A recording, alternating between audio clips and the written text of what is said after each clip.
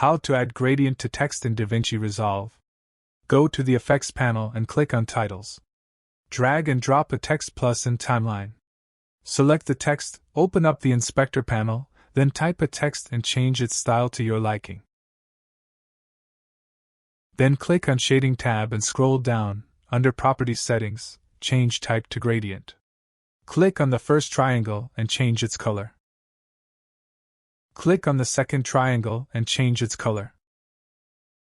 Now we have this gradient. Scroll down a little bit.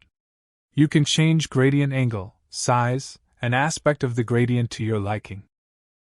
You also can drag triangles to the left or right to have more of that color. You also can click on the shading range, add another triangle, and change the color of it.